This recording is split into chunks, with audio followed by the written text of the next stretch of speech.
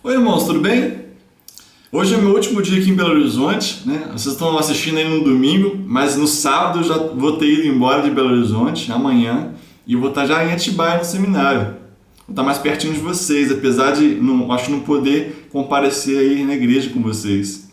Mas estou passando aqui a minha mensagem por vídeo, e eu queria falar hoje sobre os jovens, né? O culto jovem, vamos falar sobre os jovens.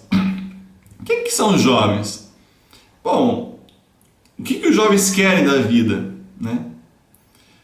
Os jovens, basicamente, eu sou um jovem, eu sei, né?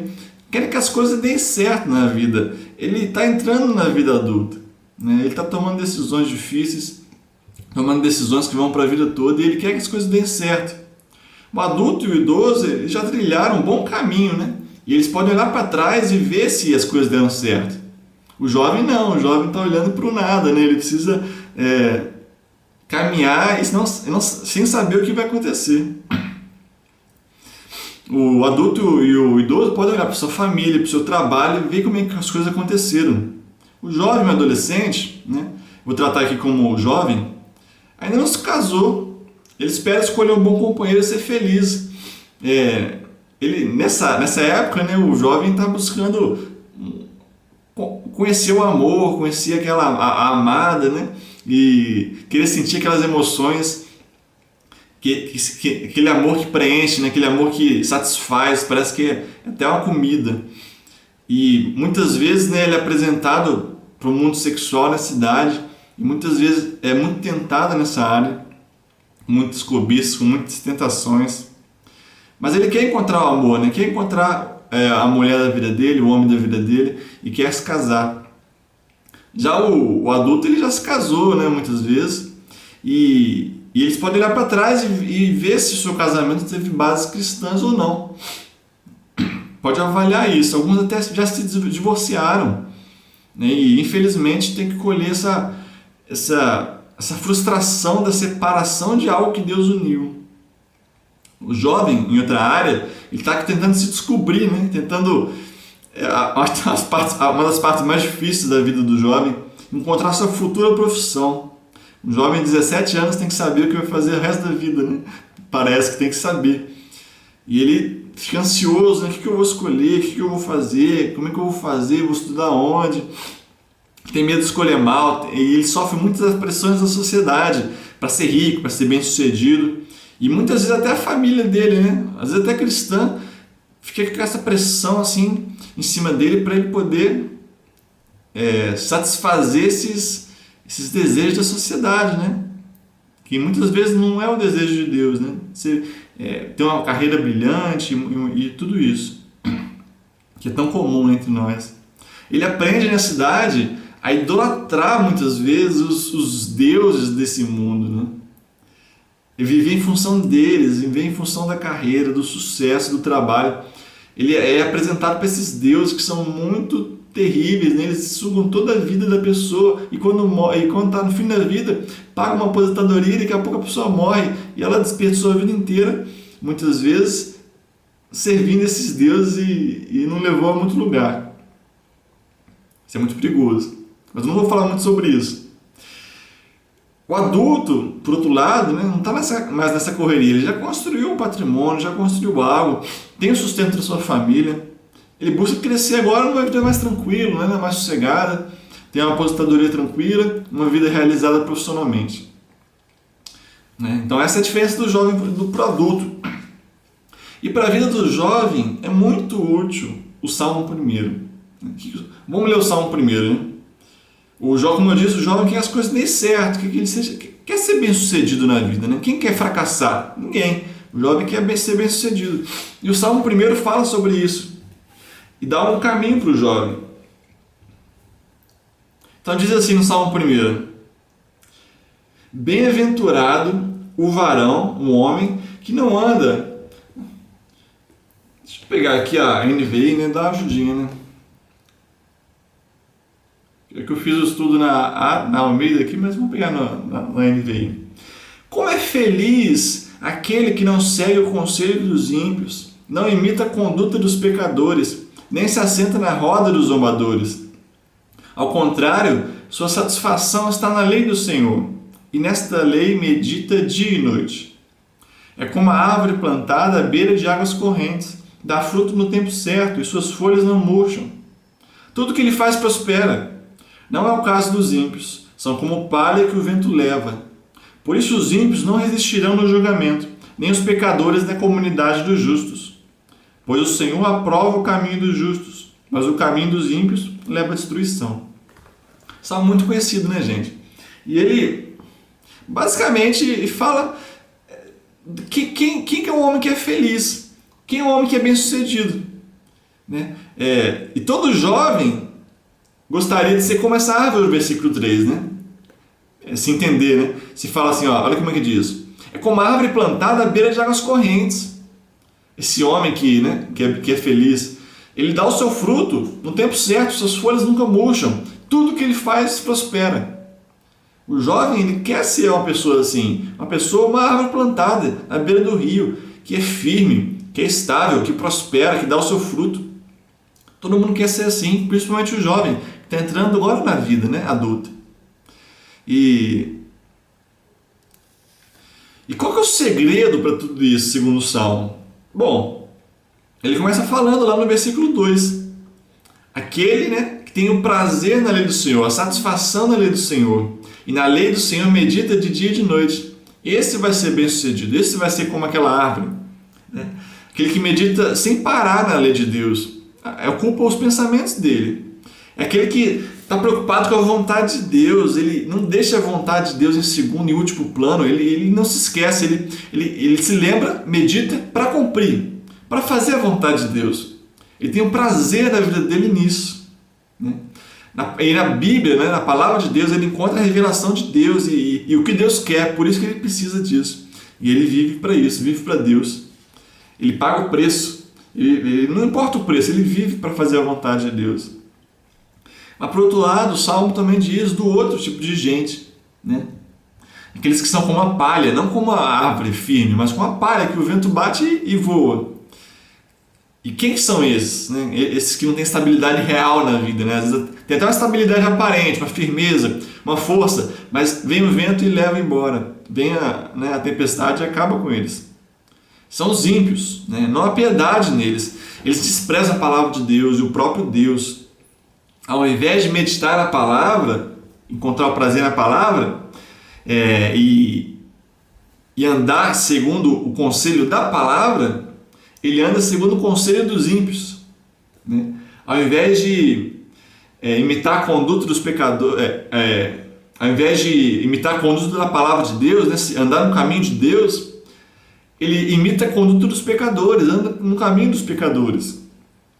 E ao invés de se assentar, né, talvez para ler a Bíblia, para orar, ele se assenta na roda dos zombadores, para zombar, para se orgulhar de seus pecados. Então esse é um homem que vai se dar mal. É o jovem que vai se dar mal na vida, né? Espero que não seja o caso de ninguém que está ouvindo, né? Isso não tem nada a ver com a vida cristã, não tem nada a ver com a vida de um filho de Deus. Então, espero que não seja o caso de ninguém. Se for, se arrependa hoje.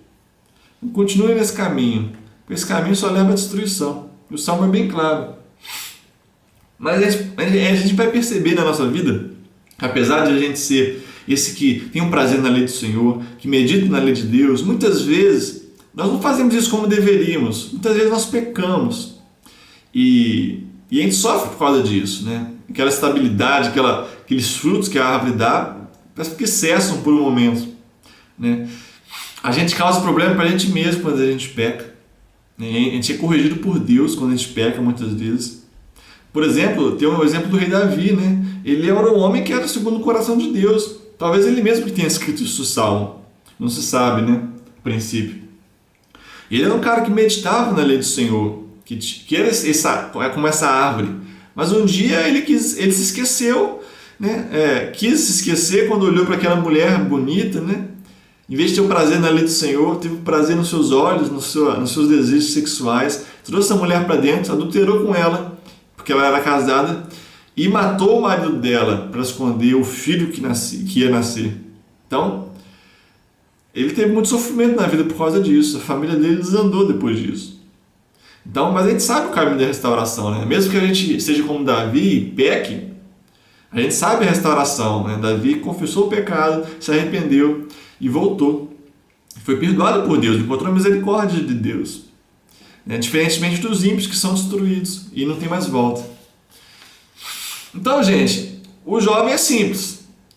O que o jovem tem que fazer para ser bem-sucedido na vida? Se dedicar a Deus, se dedicar à sua palavra. A palavra de Deus precisa ser o prazer dele, o que ocupa os pensamentos dele, sempre, né? De noite e de dia. Até os adultos e idosos precisam disso, na verdade, né? Isso não é só para o jovem. Mesmo que o adulto já tenha errado muito na vida, por falta de conhecimento, ou por falta de cumprir a palavra, ele precisa disso. E as crianças pequenininhas devem ser ensinadas pelos seus pais, pelos adultos, aprendendo isso, que o sucesso está em seguir a vontade de Deus. Isso que é a verdadeira, né, o sucesso, ser bem-sucedido.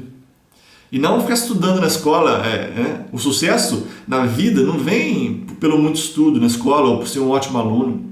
Isso pode ser um sucesso profissional, mas o sucesso na vida, de fato, é em seguir a vontade de Deus. A gente não deve se enganar, né? A gente não deve se conformar com o mundo nessa área. E se a criança for assim, ela vai fazer o que é bom, né? Não só a criança, o jovem adulto, vão fazer o que é bom e vão ser abençoados por Deus em tudo. Vão ser como aquela árvore. Então, esse é o Salmo 1, gente, é só isso. Mas eu queria falar um pouquinho agora de como funcionava o Salmo 1 no Antigo Testamento e um pouquinho no Novo Testamento, tá? Por exemplo, no Salmo ele fala assim que prazer na lei do Senhor. O que é a lei do Senhor? A lei do Senhor é a lei de Moisés. A lei, né, está lá em Deuteronômio, em Êxodo, Levítico, Números.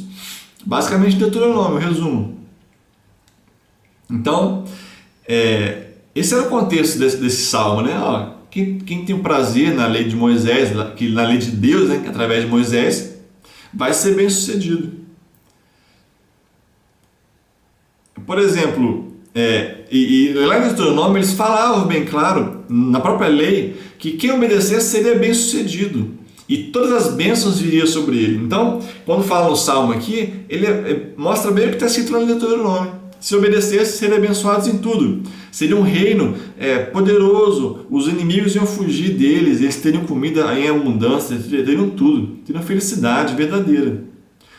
E assim foi, né? No reino de Israel, no reino de Judá lá, enquanto os reis buscavam a Deus, faziam a vontade de Deus junto com o povo, tudo dava certo para eles. Eles eram abençoados em tudo. Enriqueciam, eram poderosíssimos, né? A gente lembra do reinado de Salomão, por exemplo. Poderosíssimo, todo mundo vinha conhecer ele. O reino de Israel era praticamente o reino de Deus, né? Se a gente for pensar, né, no Antigo Testamento. O povo servia a Deus, o povo era todo de Deus. O rei era o representante de Deus. Deus reinava através do rei. E a lei do país, né, da nação, era a lei de Deus. Então, praticamente era o reino de Deus. Então, a bênção vinha de forma material, de forma física. Tudo acontecia, né, para o povo quando eles obedeciam. A lei de Moisés ela mostrava isso bem claro, né? O Israel habitava a terra que era deles. A terra foi dada para eles. Eles tinham uma terra deles. Eles eram o povo de Deus. Eles eram inteiramente o povo de Deus. As suas leis eram divinas. O rei estava no trono, sentado, reinando, representando Deus. Os profetas guiavam o povo. Os sacerdotes intercediam pelo povo, serviam a Deus no templo. A bênção era física. Para uma terra física, para um povo físico, para tudo acontecendo naquele momento, naquela região. E assim se concretizava o salmo naquela época, né? Muito sofriam, assim. Eu não vou falar um pouco das exceções, né? Mas a regra era essa: se você abençoava, se você obedecesse, você era abençoado. E a gente tem um exemplo bem claro, talvez de dois personagens que refletem isso. É o rei Saul e o rei Davi. O rei Saul foi um homem que andou no caminho dos pecadores e por isso acabou morto em guerra, cabeça degolada, o corpo pendurado no muro. A gente conhece a história de Saul, né? E vê que o destino dele foi terrível, porque ele abandonou a lei do Senhor. Não tinha um prazer na lei do Senhor. Por outro lado, o rei Davi foi o homem que teve o prazer na lei do Senhor. E a gente vê como Deus o abençoou. Até que prometeu para ele uma dinastia eterna. E o Cristo veio da descendência de Davi. Para você ver, né, como a bênção, né, de como aquele homem que é como a árvore plantada à beira das águas, né, que dá o seu fruto, que prospera em tudo. Apesar de ele ter tido os momentos ruins de Davi também, né, como a gente já falou. Mas esse é o Antigo Testamento. Por outro lado, quero falar um pouco sobre o Novo Testamento, que é mais a nossa realidade hoje, né? Nós não estamos no reino de Israel. Nós não temos um rei que segue a lei de Deus e vai guiar o povo como Deus quer. Não tem nada a ver, né? Somos um povo disperso, a igreja dispersa. Não tem nada que Israel tinha nessas áreas. Então, para a gente entender como se aplica a nós esse salmo, vamos para o Sermão do Monte, porque tem paralelos muito interessantes. Por exemplo, bom, abre lá primeiro no Sermão do Monte, Mateus 5, 6 e 7. Hoje eu quero fazer aqui com vocês uma comparação do Salmo com o Novo Testamento, particularmente o Sermão do Monte. Olha o que diz lá, olha que interessante. Deixa essa Bíblia aberta nos Salmos e abre o Sermão do Monte. Como é que começa o Salmo, né? Como é feliz aquele, né? Ou então nas versões mais antigas, bem-aventurado o homem que não anda segundo o conselho dos ímpios, etc. Como é que começa o Sermão do Monte? Capítulo 5 de Mateus, versículo 3. Bem-aventurados os pobres de espírito, pois deles é o reino dos céus. Então começa com a mesma parte, né? Mesma palavra. No Salmo, fala quem é o bem-aventurado. No Mateus, o Sermão do Monte começa falando quem é o bem-aventurado, quem é o homem feliz, quem é o homem que vai ser bem-sucedido, né? Que vai ser feliz de verdade. Então ele começa a falar. No Salmo, quem que é o bem-aventurado? É o que ama Deus, o que tem prazer na lei de Deus, né? Medita nela. E a gente tem os exemplos do Antigo Testamento. E no Sermão do Monte, quem que são os bem-aventurados? A gente precisa ler. Vamos ler. Apesar de a gente já conhecer um pouco, vamos ler. Então, no capítulo 5, versículo 1. Do comecinho do 5, então, Mateus. Vendo as multidões, Jesus subiu ao monte e se assentou. Seus discípulos aproximaram-se dele e ele começou a ensiná-los, dizendo: Bem-aventurados os pobres em espírito, pois deles é o reino dos céus. Bem-aventurados os que choram, pois serão consolados. Bem-aventurados os humildes, pois eles receberão a terra por herança. Bem-aventurados os que têm fome e sede de justiça, pois serão satisfeitos. Bem-aventurados os misericordiosos, pois obterão misericórdia. Bem-aventurados os puros de coração, pois verão a Deus. Bem-aventurados os pacificadores, pois serão chamados filhos de Deus. Bem-aventurados os perseguidos por causa da justiça, pois deles é o reino dos céus. Bem-aventurados serão vocês quando por minha causa os insultarem, os perseguirem e levantarem todo tipo de calúnia contra vocês. Alegrem-se e regozijem-se, porque grande é a sua recompensa nos céus. Pois da mesma forma perseguiram os profetas que viveram antes de vocês. Então quem são os bem-aventurados nesse caso? São os que choram, são os pobres, são os mansos, né? Ou seja, os que suportam os sofrimentos, suportam os males sem revidar, os injustiçados, os misericordiosos, ou seja, os que pagam mal com bem, os que sofrem rejeição e perseguição por causa de Cristo. Esses são os bem-aventurados.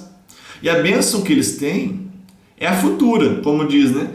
Deles é o reino dos céus, eles vão herdar a terra, eles vão ser consolados. Então, pensa comigo. Parece um pouco diferente, entende? Do Antigo Testamento. No Antigo Testamento, quem obedecia era abençoado lá na hora, né? Deus abençoava a pessoa, fazia ele prosperar. Tinha exemplo de Daniel, por exemplo, foi exaltado pela obediência dele.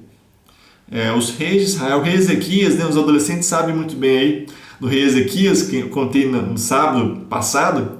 Ezequias foi próspero em tudo que fez, porque obedecia a Deus, né? Deus exaltou ele, protegeu ele da Síria. Está chegando no Novo Testamento, e aí Jesus vem propor outro tipo de coisa. Outro tipo de recompensa, né? Então, o bem-aventurado agora é aquele que está sofrendo, aquele que está passando por privações, porque ele tem uma promessa futura.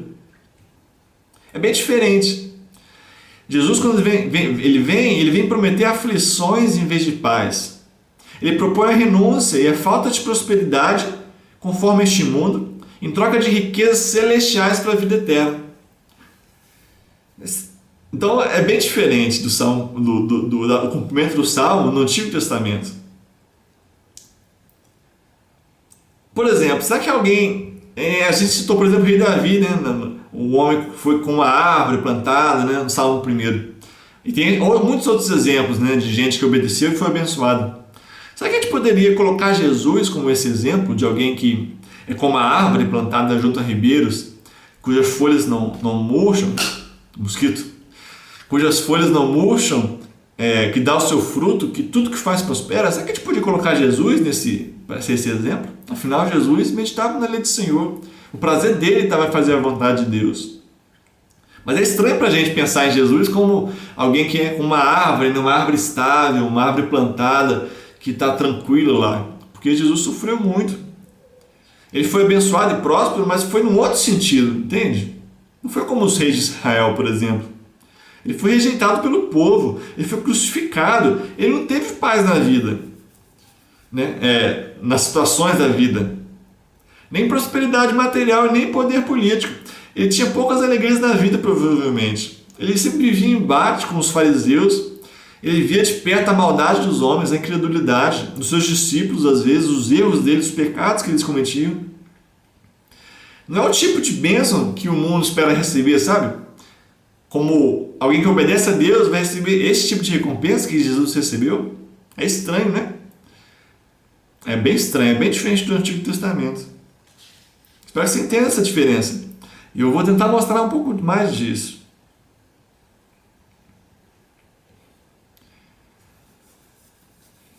O reino, antigamente, lembra que eu falei? O reino era humano, né? E o reino de Deus praticamente era o reino de Israel. Deus, ele reinava no povo, né? Através do rei, através da sua lei. Agora, nós esperamos o reino futuro. Jesus veio falar, né? Bem-aventurado o pobre espírito, porque dele é o reino dos céus, o reino que vai vir, né? Ele fala, bem-aventurados perseguidos por causa da justiça, porque deles é o reino dos céus. Não hoje, porque hoje tem injustiça, mas amanhã, né? Depois, quando o reino vier, quando Cristo voltar, aí sim ele vai receber o reino de Deus. Então, esse fato de o reino não ser mais presente, mas futuro, muda tudo. No reino presente, a bênção vem no reino presente. Mas no reino futuro, a bênção está no reino futuro, não está agora. Então, agora os cristãos, né, depois que Jesus foi o rei do reino de Deus, foi crucificado, rejeitado pelos judeus, agora o povo de Deus está espalhado pelo mundo inteiro. Os cristãos, né? Agora estão aí espalhados e não temos um reino. O reino futuro não tem nada a ver com o reino dos homens atual. O reino de Deus, o reino de Cristo é rejeitado pelo reino atual, né? Cristo vai reinar, não vai ser o presidente da república. No caso lá da época, não vai ser o César, o imperador romano, vai ser Cristo. Então é totalmente oposto ao reino de Deus e ao reino dos homens. Os valores do reino não seriam os valores de Roma, né, os valores do mundo de hoje, mas os valores do reino de Deus. Jesus fala muito sobre o reino de Deus, o reino futuro. E ele fala no Evangelho muito sobre isso. Né? Ele fala, o reino de Deus é como isso, é como um grão de mostarda, é como uma rede, né? Um homem que busca pérolas. Ele dá muitos exemplos, muitas parábolas sobre o reino de Deus. E a pregação dele era a seguinte, né?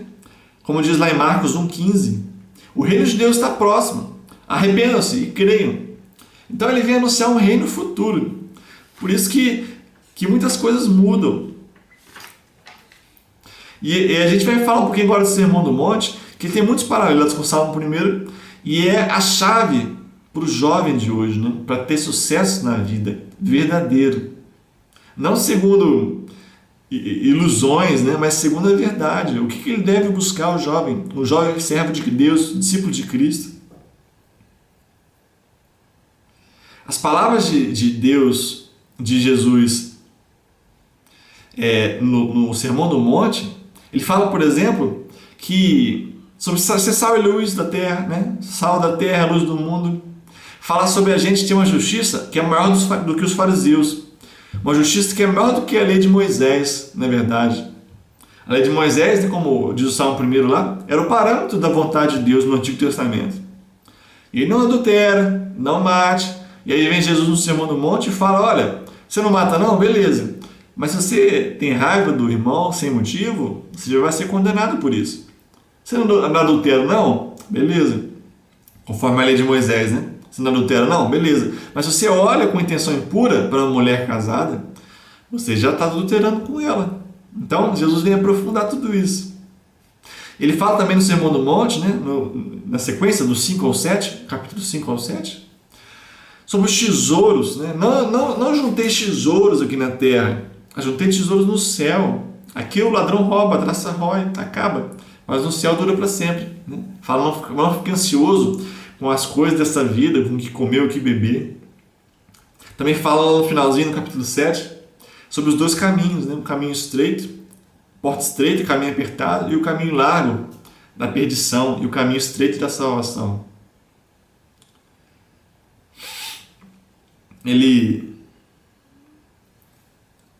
Aquele que vai viver no reino de Deus, aquele que é discípulo de Cristo, é uma pessoa transformada, é uma pessoa que cumpre a vontade de Deus. Cada hora Deus no Espírito, não só na aparência da lei, entende? Eu não adultero, não faço mal para ninguém, não mato. Mas Jesus vem falar de coisas muito mais profundas, porque esse é o tipo de pessoa que vai estar no reino de Deus. Alguém que serve o Senhor de todo o coração, faz a vontade do Rei de fato. Né? Esse tipo de gente, quando crê em Cristo, foi crucificado. Não vive mais para si, vive por Cristo que morreu por eles. Então é esse tipo de pessoa que Jesus vem falar, né? Que vai ser os cidadãos do reino de Deus. E para finalizar o Sermão do Monte, Jesus fala uma coisa que é bem parecida com o versículo 3 do Salmo 1. Eu queria ler. Lembra como é que fala o versículo 3 do Salmo 1? Primeiro, o versículo 1 do Salmo 1, ele fala dos bem-aventurados. E o Sermão do Monte começa com os bem-aventurados. No versículo 3 do Salmo 1, fala sobre a estabilidade, né, de ser aquele que medita, que ama o Senhor, medita na lei dele e tem um prazer na lei dele, é como uma árvore plantada, uma árvore que é estável, que dá o seu fruto, que está bem regada, bem nutrida. E no fim do Sermão do Monte, olha o que diz Jesus. No versículo 24 até o 27. Portanto, quem ouve essas minhas palavras, 7, 24 a 27. Portanto, quem ouve essas minhas palavras e as pratica, é como um homem prudente que construiu a sua casa sobre a rocha. Caiu a chuva, transbordaram os rios, sopraram os ventos e deram contra aquela casa. E ela não caiu, porque tinha seus alicerces na rocha. Mas quem ouve essas minhas palavras e não as pratica, é como um insensato que construiu a sua casa sobre a areia. Caiu a chuva, transbordaram os rios, sopraram os ventos e deram contra aquela casa, e ela caiu, e foi grande a sua queda. Então ele termina o Sermão do Monte, depois de tudo que ele explicou, e fala, olha, quem ouve isso e pratica, é um homem que construiu a casa com alicerce na rocha. O homem que ouve e não pratica é como aquele que vai ser levado, com a tempestade, a casa sobre a areia. É bem parecido com o Salmo 1. Quem cumpre, quem medita, quem tem o prazer na lei do Senhor, é como uma árvore plantada, que é firme, que está lá e dá o seu fruto, não seca, não murcha as folhas. Mas aquele que não pratica, que é o que anda no caminho dos ímpios, dos pecadores, é aquele que vai como palha que o vento leva. Então, é bem parecido, percebe? Então, o Sermão do Monte tem tudo a ver com o Salmo 1. E agora, antes era meditar na lei do Senhor, no Salmo 1. Agora, o que Deus está falando? Quem ouve essas minhas palavras e as pratica, agora são as palavras de Cristo. Nós agora devemos olhar para as palavras de Cristo e meditar nelas e ter o prazer nelas. E assim a gente vai ter como se fosse uma casa na rocha. Um homem que medita para praticar essas palavras. Então é a comparação do Salmo. E ele fala lá no versículo 21 do 7, fala assim, nem todo aquele que me diz Senhor, Senhor, entrará no reino dos céus, mas apenas aquele que faz a vontade de meu Pai que está nos céus. Então não só falar, Jesus é meu Senhor, Deus é meu Senhor. É de fato fazer a vontade dele, é de fato tratar ele como seu Senhor, né? Obedecer a ele.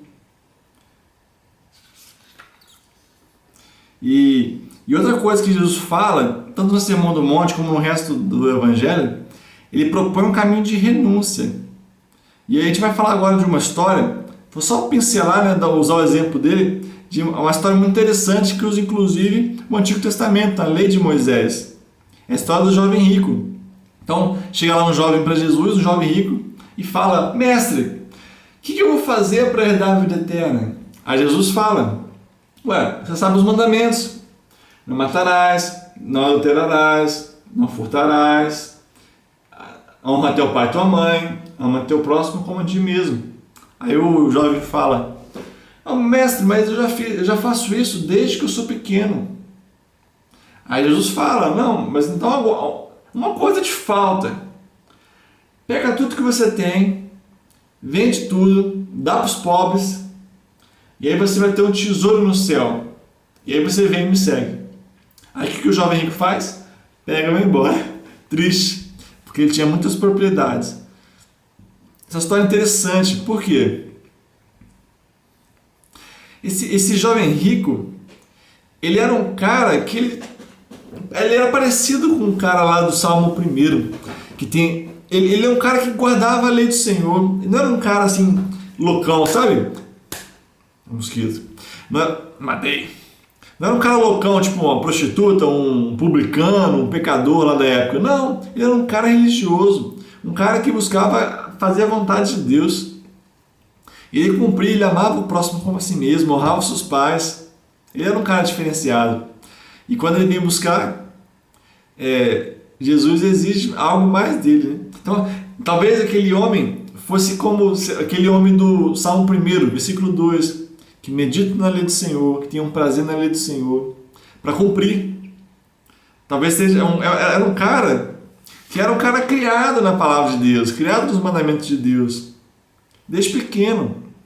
Ele era um cara rico, talvez Deus tenha abençoado ele, dado para ele muitas riquezas, e ele talvez fazia bom uso disso, né? Dava esmolas, amando o próximo assim, né? Então, ele era alguém que guardava a lei de Moisés, e se guardasse como estava prometido, ele seria próspero, né? A bênção de Deus. Só que aí Jesus, ele fala uma coisa que vai um pouco além, né? Eu não vou falar muito do jovem rico, porque o pastor Samuel vai pregar sobre o jovem rico em Marcos 10, se não me engano. Vai chegar lá. Mas eu queria usar a história dele para mostrar que ser discípulo de Cristo vai além da lei de Moisés, vai além do que se esperava do povo do Antigo Testamento. O jovem rico, ele queria a vida eterna, mas não queria abrir mão de tudo e ter tesouro no céu para a vida eterna. Ele não queria seguir a Jesus abrindo mão de tudo. Ele não queria trocar os tesouros nesta vida, o seu conforto, sua estabilidade, seus prazeres, por um tesouro para a vida eterna. Isso era loucura para ele, era demais para ele. Então ele vai embora. Então, é bem diferente, né, do Antigo Testamento.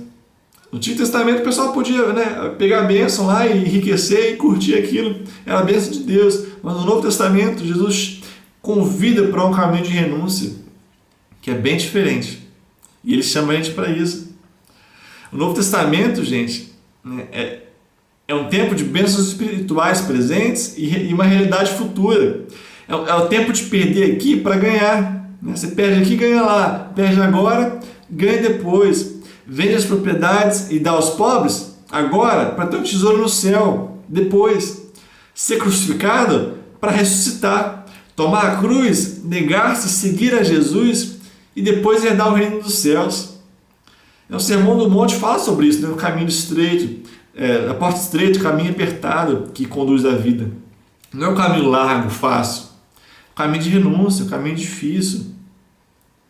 Fala também do Sermão do Monte, né? Capítulo 5, 6, 7. Dos tesouros no céu, ao invés de ter tesouro na terra, ter tesouro no céu. Não fala dos teus dois. Não é para ter o tesouro no céu e na terra, não. É para não ter o tesouro na terra, porque acaba, mas para ter tesouro no céu. Então é lá que a gente tem que juntar. Fala sobre não se preocupar com as coisas menos importantes dessa vida, né? Comer, beber, vestir, porque essas coisas, elas não são o propósito da vida. O propósito da vida é o quê? É buscar o reino de Deus e sua justiça. Fala lá no Sermão do Monte. E nessa busca do reino de Deus, irmãos, a gente precisa deixar o reino dos homens. Para buscar o reino de Deus, é preciso deixar o reino dos homens. Deixar os tesouros que a gente busca aqui, para ter tesouro lá. Renunciar a tudo, até nossas próprias vidas. É esse o convite de Cristo. Desistir de sonhos, abrir mão de conforto e prazeres, tomar a cruz. Não é tomar entretenimento, tomar seu celular, tomar seu Netflix, não, tomar a cruz. Seguir a Cristo que perdeu tudo, aquele que perdeu tudo.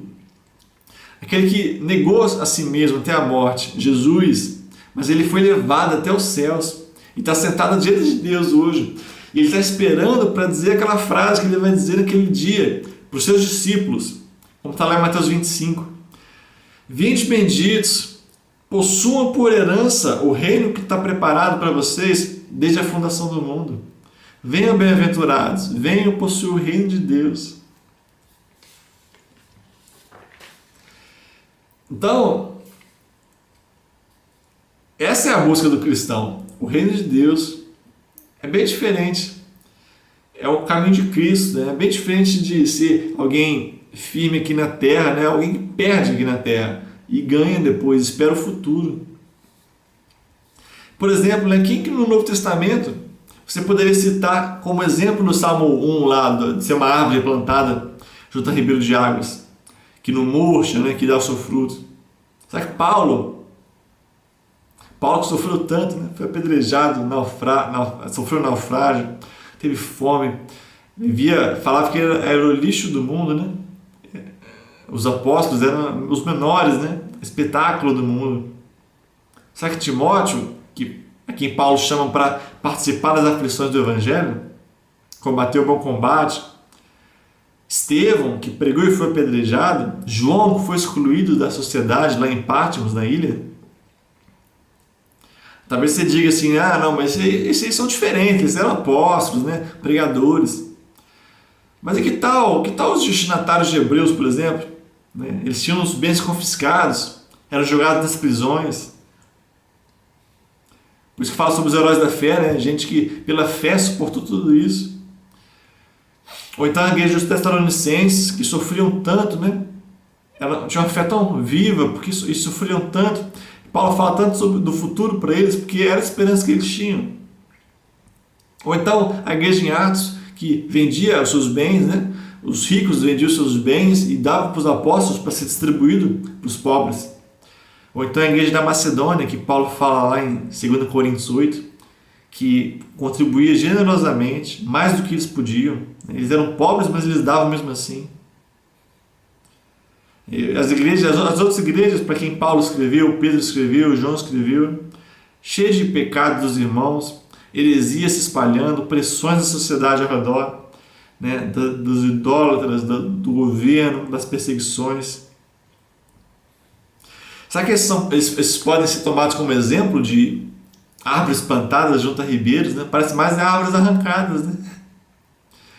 Foi só depois da história da igreja, isso continuou, gente. Depois dos apóstolos, a perseguição só piorou muitas vezes. Os bispos, né, líderes das igrejas, os pastores eram perseguidos, mortos, os cristãos eram jogados no Coliseu para serem comidos, morriam aos montes, eram acusados nos tribunais. Só com Constantino, quando ele aceitou a fé cristã e tornou ela aceitável no Império, religião oficial, né? Foi só com ele, depois da oficialização também, que os cristãos puderam pensar talvez em ter alguma estabilidade aqui nessa terra. Agora o cristianismo é aceito, talvez o reino de Deus tenha chegado, talvez seja aqui, né, que as coisas aconteçam, e até hoje a mentalidade do Ocidente é essa, né? É difícil falar para a gente de um reino futuro, de abrir mão das coisas aqui, de tomar a cruz, de renunciar a tudo, porque a gente tem o sucesso, a prosperidade que é na nossa sociedade, né? A gente consegue prosperar, ter a carreira, construir um patrimônio. Mas para muitos países, até hoje, né? No Brasil nós temos isso, né? Mas em alguns países, até hoje, a perseguição é a mesma que era lá no século I, onde não se pode ser cristão. Né? Lá no Irã, eu ouvi falar que a lição de novos membros, lá, classe de novos membros, a primeira lição de quem vai se batizar é assim: você está disposto a morrer por Cristo? Por quê? Porque se converter um muçulmano no Irã para Cristo é pena de morte, é proibido, é crime de apostasia, segundo o islamismo. Então ele precisa estar pronto para abrir mão de tudo, ter a sua própria vida, abrir mão dos seus bens, da sua família, de tudo. Então para eles é muito mais fácil falar de abrir mão de tudo, de um reino futuro. Né? Para a gente é difícil, porque a gente se acomoda na nossa realidade. Deus abençoa a gente com prosperidade, com muitos cristãos no nosso país. É um papel político da igreja muito importante. Mas, gente, a gente não deve se esquecer, o caminho é o mesmo, de negar a si mesmo, de tomar a cruz. O reino é o mesmo, o reino futuro, não é aqui.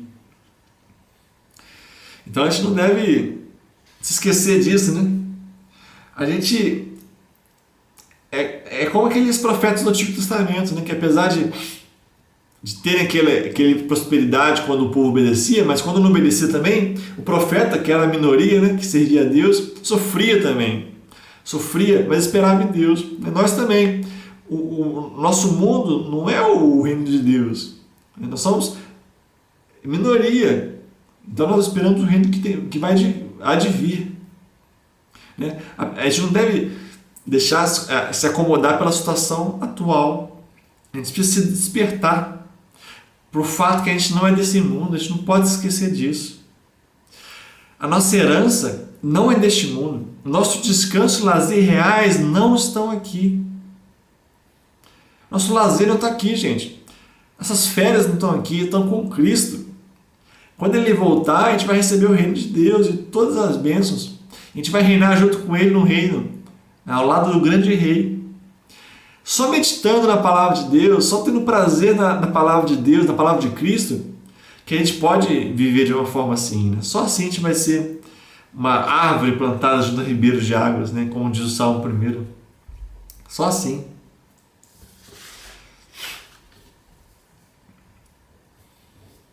E eu estou aqui, né, me dirigindo aos jovens e adolescentes. Adolescentes não deixam de ser jovens, né? Gente que está entrando na vida adulta. Nosso culto jovem. Gente que está querendo acertar na vida, né? Fazer boas escolhas. Juventude. Investir a vida toda pela frente no que vale a pena. Esse é o desejo do jovem, né? É a busca dele. E se tem uma mensagem para passar aqui hoje, busca o reino de Deus. Não viva, jovem, para satisfazer as expectativas do mundo ao seu respeito. O mundo quer que você ganhe dinheiro, gaste seu dinheiro. O mundo tem tantas expectativas para a gente, até as famílias, né, nossas têm muitas expectativas. Não viva para isso, viva para o reino de Deus. O mundo quer que você gaste dinheiro, ganhe dinheiro, quer que você viva para gerar economia, trabalhando, consumindo, né? Você precisa consumir mais, então precisa trabalhar mais para consumir mais. E porque consome, precisa trabalhar para vender para quem consome. E você é só uma máquina, só uma engrenagem. As empresas estão loucas por aqueles que dão a vida na carreira profissional, que abraçam a empresa para dar lucro, para dar dinheiro para os seus donos, para gerar as riquezas. O Netflix está doido para você, depois de um trabalho árduo na empresa, você gasta todo o seu tempo livre com lazer, vendo série. Eles vivem para isso, eles ganham dinheiro com isso. As empresas querem o seu trabalho, o Netflix quer o seu lazer, ou seja, não sobra nada. Não sobra nada, o mundo quer você. O Brasil precisa de engenheiros top, médicos geniais, juízes justos, dedicados, profissionais de excelência. Talvez seja o sonho seu, né? Ser alguém assim, um engenheiro bom, um médico, um juiz, um advogado. Mas o mundo precisa disso tudo, beleza. Mas e o reino de Deus? O que o reino de Deus precisa? O reino de Deus precisa de discípulos de Jesus que são para valer. Discípulos de verdade, que levam a sério a palavra de Deus.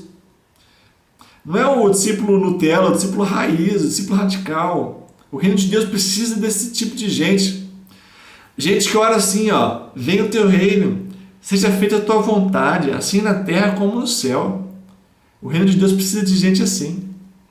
E aí? O mundo precisa de profissionais, de gente para consumir, para trabalhar. E o reino de Deus precisa de discípulos. A quem você vai servir? A quem você vai satisfazer? Ao reino de Deus ou ao mercado de trabalho? Você quer ser o melhor profissional da sua área? Quer estudar na melhor faculdade do Brasil? Eu mesmo estudei uma das melhores faculdades do Brasil de engenharia. Você quer isso? Você quer ser o melhor profissional, o melhor estudante? Mas e que tal você ser o melhor discípulo de Cristo, o mais dedicado de todos, o mais zeloso cristão, que transforma o mundo, que vira o mundo de cabeça para baixo? Que tal? Você pensa nisso? Por que tudo é para a escola? Para a escola você dá tudo, para o Enem você dá tudo, para a carreira você dá tudo. E o que eu dou para o reino de Deus? É o que der? O que der eu dou. Porque eu preciso estudar, preciso trabalhar, preciso fazer o Enem, preciso fazer tudo. Isso é a prioridade da minha vida. Então, o que der para fazer para o reino de Deus eu faço, porque eu preciso correr atrás dessas outras coisas. É isso, gente. É isso que é ser cristão? É isso que é buscar o reino de Deus? Isso está distante demais. E é tão comum, tão comum. As pessoas vivem para o mundo. A gente acha que às vezes viver para o mundo é estar na balada, estar enchendo a cara de bebida, tendo um monte de namorada, né? Tendo sexo adoidado. A gente acha que isso aqui é viver para o mundo, né? Isso é o extremo de viver para o mundo, né? Viver no mundo. Mas, gente, viver no mundo é viver segundo as regras do mundo, segundo os conselhos do mundo, segundo as pressões, o que o mundo diz que você tem que fazer. Isso é viver no mundo. E a gente muitas vezes vive assim e acha que é normal. Eu tenho que estudar, eu tenho que trabalhar mesmo, é assim mesmo. O que der eu faço para Deus, para o reino de Deus, é o que sobrar. Gente, é absurdo. Não é isso que é o caminho de Cristo. Será que a gente quer servir o reino dos homens? Será que a gente quer construir o nosso reino aqui na terra? A gente não busca o reino de Deus? A gente quer construir uma torre, né, que vai até os céus para fazer grande o nosso nome? Será que a gente quer viver os nossos sonhos à parte do reino de Deus?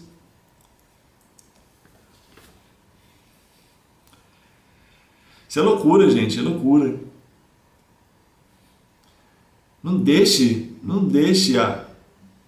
a sociedade mudar a sua cabeça. Você tem que viver para o reino de Deus e buscar o reino de Deus. Não é buscar o mundo e o que sobrar para o reino. Nada a ver. É buscar o reino. E o que der você faz para a escola, o que der você faz para o trabalho. Porque o trabalho e a escola estão dentro de buscar o reino de Deus. Não estão fora. Muitas vezes a gente bota o reino de Deus na igreja no domingo, né? Ou no nosso devocional.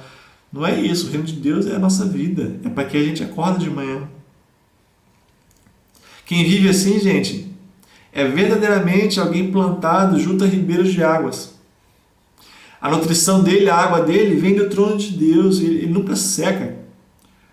Quem vive as palavras de Cristo estão plantados não aqui na terra, mas nos céus. É uma árvore plantada nos céus. A água está lá no céu, flui do trono de Deus. As suas folhas nunca caem, mesmo que matem ele aqui na terra, mesmo que persigam, as suas folhas nunca murcham, porque está firmado no céu. Ele dá o seu fruto, dá muito fruto para a glória de Deus. Mesmo no deserto deste mundo mal, mesmo no deserto aqui, escassez, secura, ele dá fruto por quê? Porque a raiz dele está firmada no céu, no trono de Deus. A sua fonte está em Deus e essa fonte nunca cessa. Tudo que ele faz prospera porque é feito em Cristo. E nada do que é feito em Cristo é em vão. Às vezes quem olha de fora para ele pensa, esse cristão aí, ele não serve para nada. Ele não é ninguém no mundo. Quem que ele é? Qual o nome dele? O que ele fez de bom na sociedade, no trabalho? Que grande conquista ele teve? Igual os profetas, igual Jesus, João Batista. Quem foram eles? João Batista andava lá com pele de camelo, andava nos desertos pregando. Mas quem é cristão, gente, mesmo que seja desprezado, é precioso para Deus, é uma árvore frutífera. O tesouro dele não está aqui na terra. Não dá para ver. O tesouro do crente não se vê. Cadê o tesouro do crente? Está no céu, está escondido em Deus, é invisível. Só se vê pela fé. Então, o mundo não entende isso. Então, jovem, a mensagem que fica é: construa sua vida no que vale a pena, busque o reino de Deus. A gente ouve tanto essas coisas na igreja, né? De buscar Deus, fazer as coisas de Deus. Mas a gente insiste em viver para o mundo e satisfazer as expectativas do mundo. Não deixe o mundo te engolir. Senão você vai perder a vida inteira e vai chegar na fase adulta e vai olhar para trás: poxa, eu tenho sustento da família, tenho uma casa, tenho um trabalho legal, carreira brilhante, e aí? E o reino de Deus? O que eu fiz com a minha vida? E você que é adulto, né? Eu não estou falando só para os jovens aqui, isso é para os adultos, isso é para todo mundo.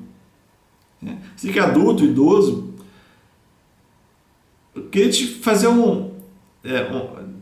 fazer uma pergunta, né?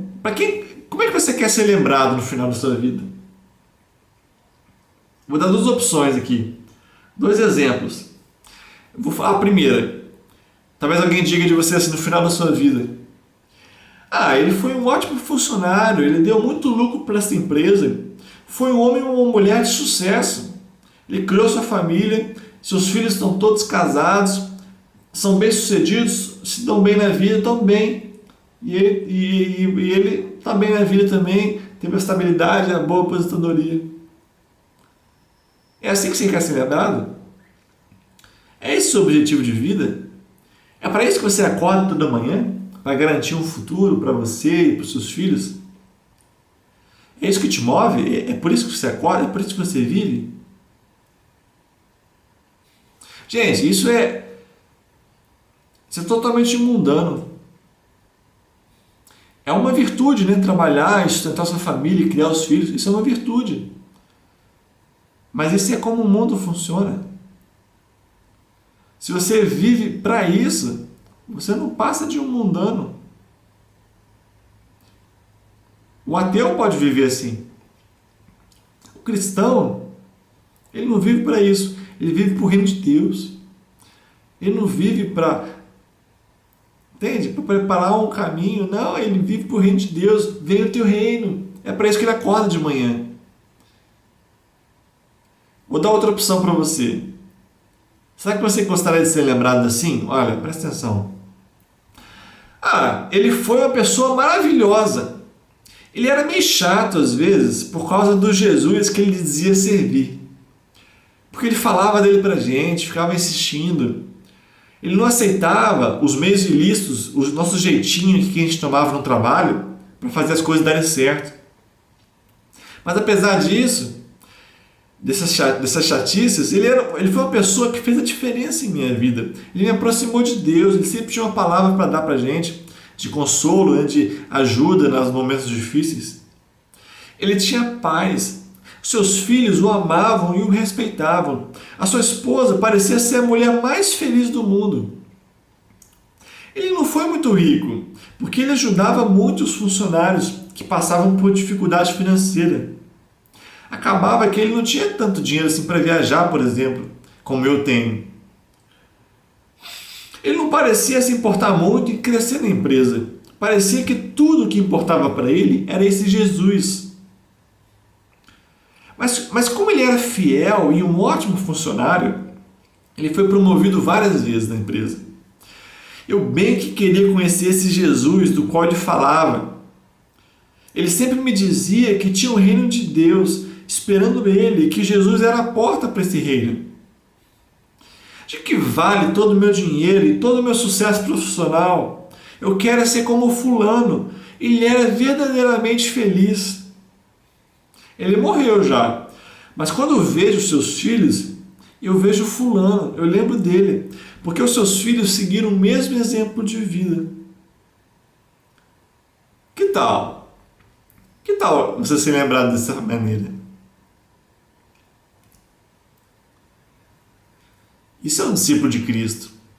Isso é alguém que busca o reino de Deus, que abre mão de tudo para servir a Deus, para servir a Cristo. alguém que trabalha, alguém que sustenta sua família, mas ele não vive para isso. Ele vive para o reino de Deus. E por acaso ele é promovido porque ele é fiel. Entende a diferença? Se você quer ter uma vida semelhante a esse homem, esse fulano, não é tarde. Você precisa tratar a palavra de Deus profundamente hoje, deixar ela transformar seu estilo de vida. A palavra de Deus não é só para te dar boas atitudes, para você não se irar, para você ter paciência. Não. A palavra de Deus é para te mostrar o reino de Deus, para te dar um novo futuro, um novo objetivo de vida. Deixa ela mudar a sua perspectiva da vida, os seus objetivos, o seu modo de viver, o para que você vive, o porquê você acorda de manhã. A palavra de Deus serve para isso. O tempo não volta, talvez você já tenha vivido muito tempo, mas você pode mudar a maneira como você vai viver daqui para frente. Você pode mudar, seguindo a palavra de Deus, andando com Cristo, meditando, tendo prazer nessa palavra, vivendo uma forma de vida diferente, uma forma de vida cristã de verdade. Esse exemplo é bem próximo, né, de nós. Não é só o missionário, o pastor, o seminarista que deve buscar o reino de Deus, que deve seguir a Jesus, que deve renunciar a tudo. Né? Nós, seminaristas, eu, seminarista, o pastor Samuel, por exemplo, é colocado como exemplo para o rebanho, exemplo para a igreja, para que, né, nós seguimos a Cristo, nós renunciamos a tudo, nós buscamos o reino de Deus. E assim, todos ao olhar para a gente na igreja vão ver como se deve viver. Né? Nós imitamos a Cristo, então a igreja olha para a gente e quer imitar Cristo através do nosso exemplo. Mas o objetivo de vida é igual para todos. Não é só o pastor, o missionário que tem que viver para Deus. É o exemplo, buscar o reino de Deus, né? É para todos, o mesmo objetivo. A diferença é que alguns são colocados como exemplo, alguns são enviados como missionários. Mas você está no seu posto de trabalho, está na sua escola, está na sua rua, para brilhar a luz de Cristo, para buscar o reino de Deus aí. Quem dera, gente, que os pastores são selecionados, né, para ser exemplo. Quem dera se em cada rua dessa cidade, em cada posto de trabalho, tivesse um pastor. Né? Você, alguém que vive como um pastor ou como um missionário. Você não precisa ser diferente. Não é porque você não abre mão dessa profissão que você não vai ser um discípulo de Cristo muito frutífero, que faz a diferença, entende?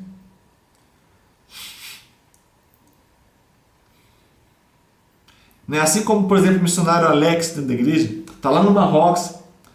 Quem dera se na sua cidade, na sua rua, na profissão, você fosse como ele. Ele largou tudo e foi para os muçulmanos, lá para Marrocos. Mas nós estamos aqui para largar tudo também e para brilhar Cristo. Mas não como discípulo do mundo, entende? Mas como discípulo de Cristo, discípulo do reino de Deus. O discípulo de Cristo, ele é uma figura estranha, ele é uma pessoa diferente. Ele é estranho, ele é um estrangeiro na sua própria nação. Ele é brasileiro, está lá na certidão que é brasileiro, mas ele não é desse mundo, ele não é brasileiro, ele é cidadão dos reinos dos céus. Você não precisa ir para o Marrocos para ser estrangeiro. Você é estrangeiro no Brasil. Se você é crente, você é estrangeiro no Brasil. Você pertence ao reino dos céus, você não é desse mundo. O seu nome está escrito no livro da vida, não nos cartórios humanos, está escrito no cartório do céu, no livro da vida. É lá que o teu nome está escrito, é lá que é a tua nacionalidade. Diante disso, gente, não tente, não busque construir a sua vida como se você fosse viver aqui na terra para sempre. Você é peregrino, você está de passagem, porque o seu reino é celestial, sua pátria está nos céus. Você não é daqui, você busca o reino de Deus. Então não fique construindo a vida como se fosse viver para sempre aqui. O seu tesouro não está aqui, está no céu. Junte o tesouro lá.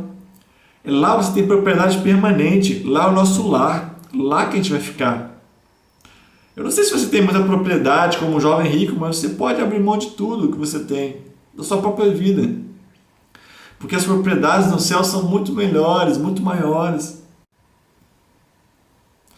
Elas duram para a vida eterna. E para acabar, gente, eu queria ler o Salmo 1, De novo, para finalizar, fala assim: como é feliz aquele que não segue o conselho dos ímpios, não imita a conduta dos pecadores, nem se assenta na roda dos zombadores. A gente pode acrescentar, né, o Sermão do Monte: bem-aventurado aquele que busca o reino dos céus, né, que chora, que é manso, que padece perseguição hoje, porque deles é o reino dos céus. Ao contrário, a sua satisfação está na lei do Senhor, e nesta lei medita dia e noite. Posso botar. Ao contrário, a sua satisfação está na palavra de Cristo. Ele medita e enche sua mente da palavra de Cristo para viver de forma agradável, para buscar o reino de Deus. É como a árvore plantada à beira de águas correntes, dá fruto no tempo certo, suas folhas não murcham, tudo que ele faz prospera. É como um homem que construiu sua casa sobre a rocha, com fundamentos. Vem a tempestade e não abala. Então, gente, é isso. Esse é o caminho do discípulo de Cristo. Esse é o caminho que a palavra de Deus, esse é o caminho que a palavra de Deus propõe, o caminho que Cristo propõe para a gente, o caminho do discípulo, que muda profundamente o nosso modo de viver. Então não deixe que o mundo ao seu redor molde a maneira que você vive. Busca o reino de Deus. Jovem, mensagem para você. Você está começando a viver agora, está cheio de sonhos, cheio de desejos, está começando a entrar na fase adulta, né? Procurar casamento, procurar trabalho. Construa sua vida para buscar o reino de Deus, não para buscar as coisas desse mundo.